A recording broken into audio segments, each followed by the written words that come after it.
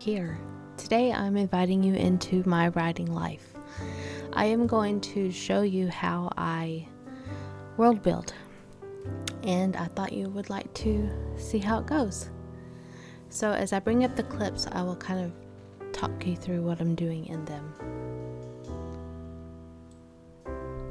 Alright, so here I'm going through Google and I'm just finding some images that remind me of the world that I want to build.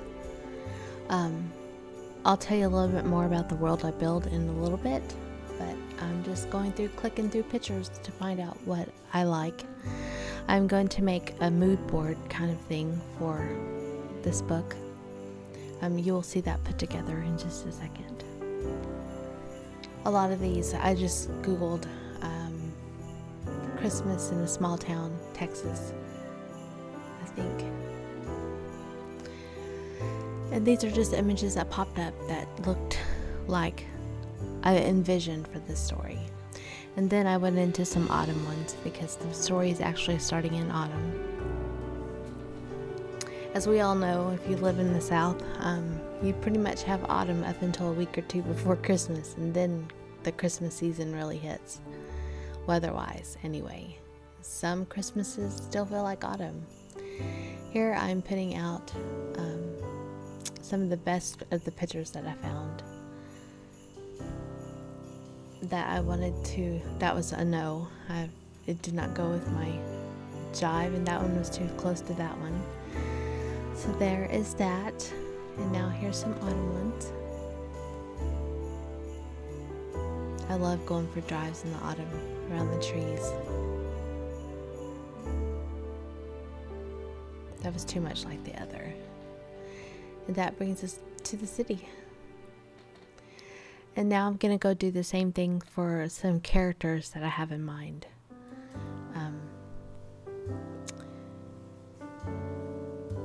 And you're gonna see some familiar faces, some may not be familiar.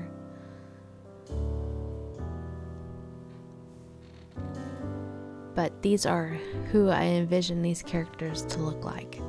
And just having that vision and something to look at when you're writing helps to bring it to life, kind of, instead of just a bunch of words.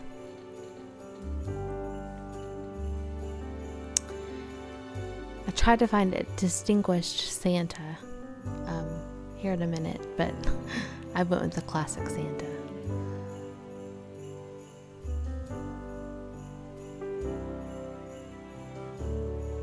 I was scared of what I was going to scroll down to see, honestly, with some of these pictures.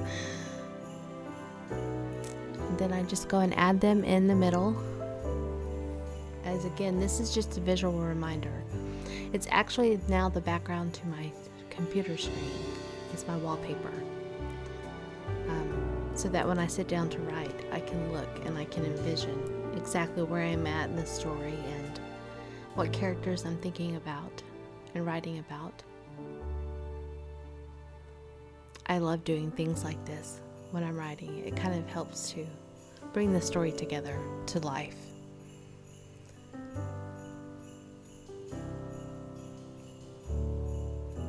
And of course you're going to see my title.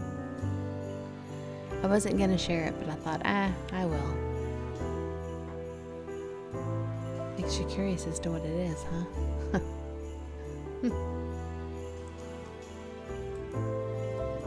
And now we're looking at our world building sheet. These are just questions that I like to ask and answer. The first one is, how does your world look? What are its colors and geography? Of course, it's autumn season. There are autumn colors. Trees are beginning to lose their leaves. What does it look like in the daytime and at night? The daytime is colorful. Busy streets for a small town, especially during drop-off and pick-up at school kids. Coffee shops and gift shops are bustling. What are the major land masses or geographical phenomena that might occur in this place? It's your typical small town. It has one grocery store, one pharmacy, but several boutiques and small-owned businesses, with one large tech company in the area. Does it look like a real world, or is it totally fantastical? Of course, it's a real world. What are its natural resources? The bay leading to the Gulf Coast, lots of hiking areas, natural parks. Are they plentiful or severely limited? Plentiful. And does this cause strife amongst inhabitants or affect its environment? No. The second one is, what is the world's history? What is the backstory of your world? This world started out as a bunch of rice fields and gradually began to adopt a neighborhood after neighborhood, becoming a little slice of heaven tucked outside the large city of Houston. How was it created? It started by the Johnson family, who first were to sell some of the rice fields to some real estate hubbubs, who came in and took a nothing town and turned it into an everyday American town. How long has it existed? 100 years. Have there been any natural disasters? Hurricanes and tornadoes in the past? Is there mythology or lore that is part of this world? No. Are there fairy tales or bedtime stories that allude to major historical events? Yes. Bonnie and Clyde were known to hide out in the area. That's a true story if you didn't know. What if the people in your new world one day found out that everything they knew about their history wasn't true? I said they would be devastated. What sort of biology inhabits your world? What life forms exist in this place?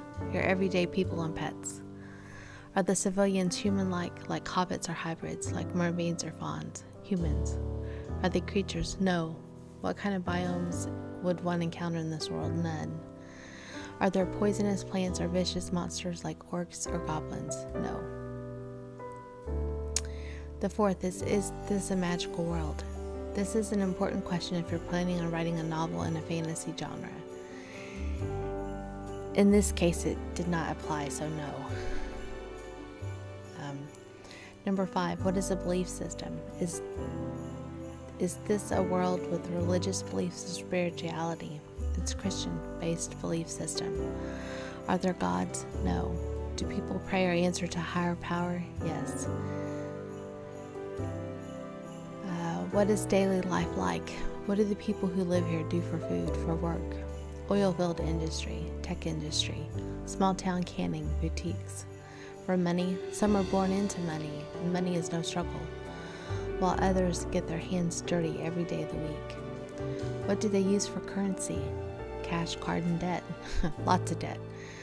Are there different cultures in your sci-fi or fantasy fiction? This is not, so the answer, of course, is no. Is there tension between them, or do they get along? Most of the people in this town get along. Number 7, what form do the main characters take? Are they superheroes, anti-heroes? No.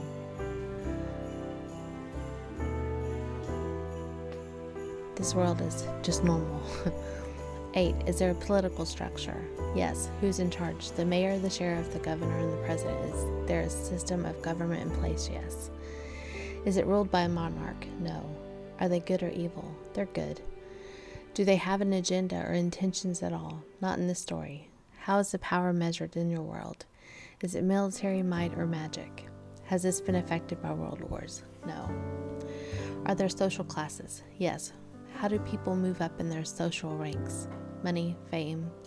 Is there marriage? Yes. Is there tension between classes? No, not really. Are there different outfits of privileges awarded to those in different classes? No.